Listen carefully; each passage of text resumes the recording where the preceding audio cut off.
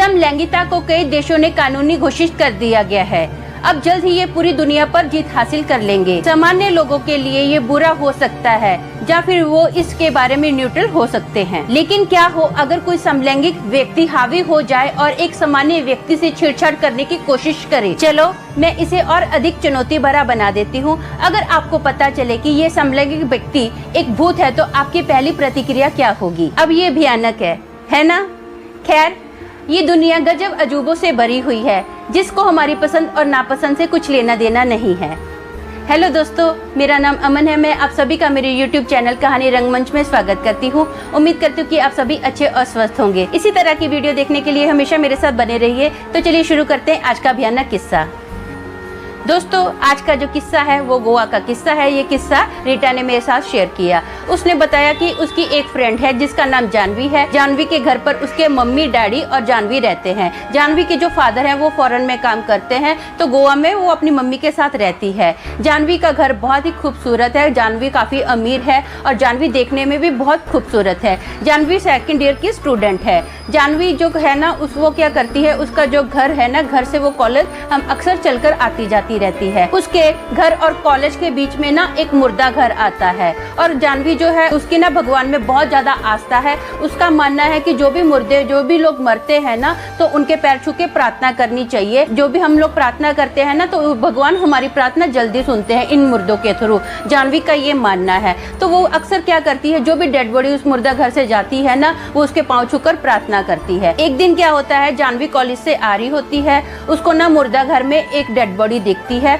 जिसको कि कब्रिस्तान में लेकर जाया जा रहा था। तो वो जानवी क्या करती है, उसको नहीं पता है कि ये बॉडी आदमी की है, औरत की है, किसकी, उसको कोई जानकारी नहीं है। वो उस डेड बॉडी के पैर छूती है और प्रार्थना करती है। प्रार्थना करने के बाद वो सीधा अपने घर पर आ जाती है। घर पर आने के बाद ना उसको अपनी तबीयत बहुत ज्यादा खराब लगती है। उसको ऐसा लगता है कि जैसे उसको बुखार आ रहा है। उसका सर भी बहुत भयानक से चकराना स्टार्ट हो जाता है। तो अपनी मम्मी को बोलते हैं, मम्मी मेरे को कोई खाना वाना नहीं खाना है, मैं दवाई लेकर सो रही हूँ। तो उसकी मम्मी बोलते हैं ठीक है सो जा। अब वो सोती है, शाम का टाइम होता है तो उसकी मम्मी उसको उठाती है, बोलती है जानवी थोड़ा चाय वगैरह पी ले, तुझे थोड़ा अच्छा लगेगा, तूने दोपहर को कुछ खाया भी नहीं है। तो जानवी क्या करती है, चाय पीती है। चाय पीने के बाद ना उसको बहुत घबराहट सी फील होती है। तो वो अपनी मम्मी को बोलती है, मम्मी मैं ना थोड़ा बाहर टहलने के लिए जाती हूँ। तो उसकी मम्मी बोलती है ठीक है। अब वो बाहर टहलने के लिए जाती है। थोड़ा है वो ना अपने घर के आजू बाजू ही चक्कर लगाती है। वहाँ पर उसको ना एक रक्षा नाम की लड़की मिलती है जो कि देखने में बेहद खूबसूरत है, मस्त पतली सी है। वो जो रक्षा है ना, रक्षा जानवी के पास आकर उससे बात करनी स्टार्ट कर देती है। वो बताती है कि मैं यहाँ पर नहीं आई हूँ, मैंने बाजू में ही यहाँ पर ये घर खरीदा हुआ है। तो जानवी बोलती है अरे वाह, आपका घर तो हमारे घर के बाजू में है। तो रक्षा बोलती है अच्छा ठीक है, आओ ना चाय पियो, कॉफ़ी पियो। तो जानवी बोलती है नहीं, मैं अभी जस्ट अपना चाय कॉफ़ी पी कर आई हूँ। तो रक्षा बोलती है क्या तुम मुझे अपने घर पर नहीं बुलाओगे? तो जानवी बोलती है क्यों नहीं, चलो ना इसी वक्त चलो। तो जानवी रक्षा को लेकर अपने घर पर चली जाती है। अब जैसे ही वो अपनी डोरबेल बजाती है ना, तो डोरबेल क्या होती है, बजाने ही वाली होती है, तो दरवाज़ा खुल जाता है। तो फट से दरवाज़ा खुलता है तो जानवी अभी अंदर जा रही है। जानवी की जो मम्मी है वो टीवी देखती है। टीवी देखते देखते सब्जी भी काट रही है। तो जानवी अंदर गई और अपनी मम्मी को दरवाज़ा बंद करते हुए बोल रही है, मम्मी प्लीज़ एक मस्त कॉफ़ी बना दो ना। तो उसकी मम्मी बोलती है ठीक है। उसकी मम्मी सोचती है अभी तो ये पी के गई है चाय, अभी कॉफ़ी पी रही है। बोलती है मेरे को घबराहट भी हो रही है। तो मम्मी उसकी सोचती चलो जो भी है दे देती हूँ, अभी बच्ची कॉफ़ी मांग रही है तो मैं दे देती हूँ। अब क्या होता है, उसकी मम्मी कॉफ़ी बनाती है।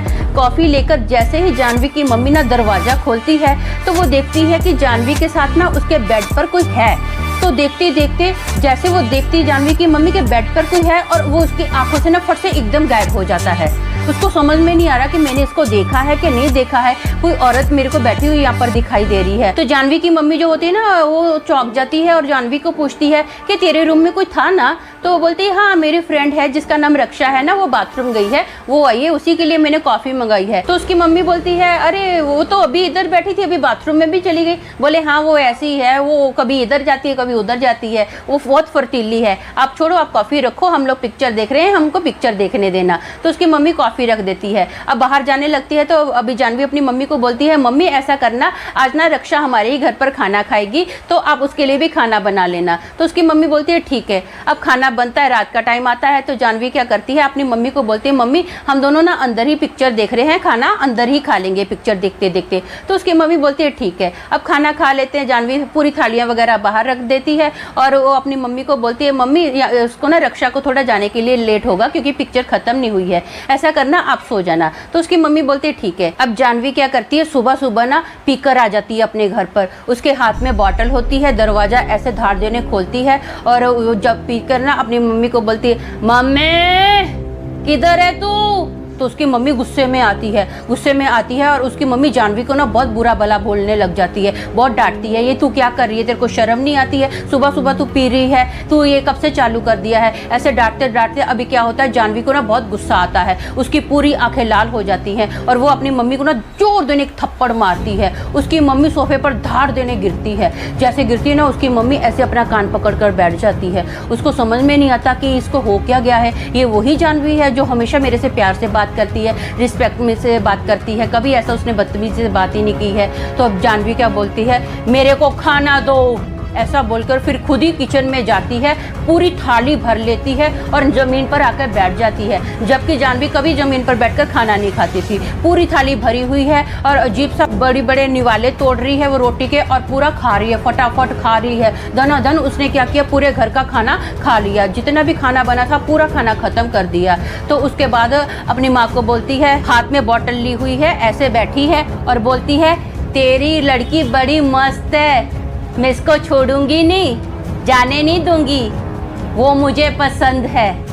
तो जानवी की मम्मी बोलती है, ये कैसी बातें कर रही है, अजीब सी बात कर रही है और इसकी आवाज़ भी थोड़ी बदली सी हुई लग रही है। उसकी मम्मी को समझ ही नहीं आता कि ये रिएक्ट क्या कर रही है। अब जानवी क्या करती है, घर के आंगन से ना बाहर बैठती है, हाथ में उसके बॉटल है दारू की और एक हाथ में उसके सिगरेट है। जैसे ही लड़कियां ना अभी पास से क्रॉस करती हैं तो जानवी उनको गंदे गंदे कमेंट देने पास कर देती है, उनके ऊपर सीटियाँ बजाती है, जैसे छिछोरे लड़के सीटियाँ बजाते हैं ना, वैसे जानवी सीटी मारना स्टार्ट कर देती है और लड़कियों को बोलती है, हे आइटम किधर जा रही है, मस्त लग रही है तू, एकदम चिकनी लग रही है, चिकनी। अब कोई दूसरी लड़की जा रही है तो उसको बोलती है, छमक छल्ला, क्या बात है, सीटी मारती है। अब लड़कियां बड़ी हैरान होती हैं कि इसको क्या हो गया, ये तो अच्छी खासी थी। अब जानवी की ये हरकत देखकर ना कुछ लड़के पास में से जा रहे होते हैं तो वो जानवी के ऊपर ना कमेंट करने पास कर देते हैं। तो जानवी बोलती है, ए मेरा तुझमें कोई इंटरेस्ट नहीं है, मुझे तो लड़कियां पसंद है, लड़कियां।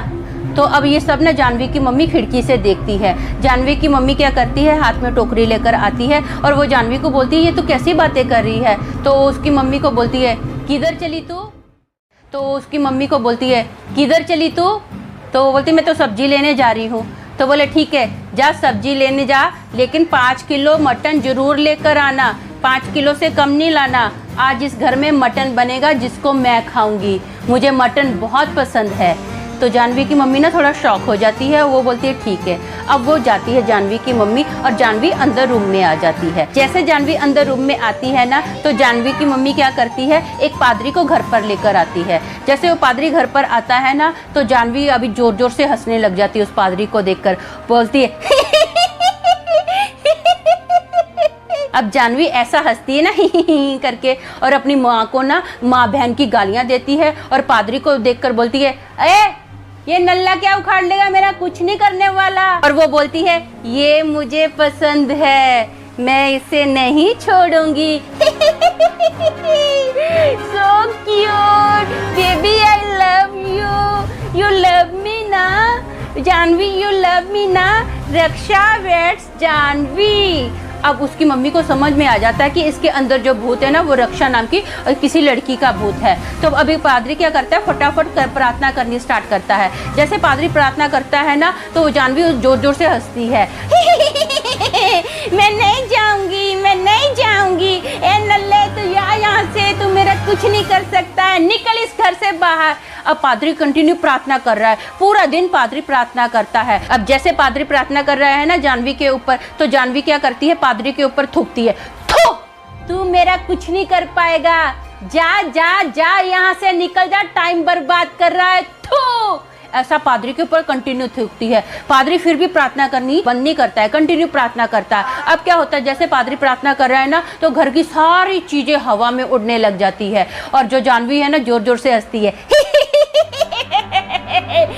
जानवी वेट्स रक्षा, मैं इसको पसंद करती हूँ, ये मेरे साथ ही रहेगी, मेरे से अलग नहीं हो सकती है। अब पादरी पूरी रात तक काफी टाइम तक प्रार्थना करता रहता है। अब रात का समय होता है तो वो अभी क्या करता है, पादरी अपनी जानवी की मम्मी को बोलता है कि ऐसा करते हैं, ये ना अभी भूत इसके अंदर से निकला नहीं है, ये आपका कोई ना कोई नुकसान कर सकता है, तो हम इसको क्या करते हैं, इसी रूम में बंद करके रखते हैं। अब जानवी को उस रूम में बंद किया जाता है, उसके हाथ पैर सब बांध दिए जाते हैं ताकि ये हिल ना सके। अब दूसरा दिन आता है, फिर भी पादरी से वो भूत निकलता ही नहीं है। अब तीसरा दिन आता है और जानवी से भूत निकलता ही नहीं, जानवी के अंदर जो भूत होता है वो निकलता ही नहीं है। तो पादरी क्या करता है, जानवी की मम्मी को बोलता है कि मैं 11 और पादरियों को बुलाता हूँ, जो इसके ऊपर हम लोग सब मिलकर प्रार्थना करेंगे, तो हो सकता है इसके अंदर का भूत चला जाए। तो वो बोलती है ठीक है, अब जल्दी जल्दी बुला लो। अब दूसरे और भी 11 पादरी आते हैं और वो ना प्रार्थना कर रहे हैं। जैसे प्रार्थना कर रहे हैं ना, तो अभी जो जानवी है ना वो क्या करती है, सब पादरियों को ना अभी मारना स्टार्ट कर देती है। सबको धनाधन धो रही है, हवा में उड़ रही है, सबको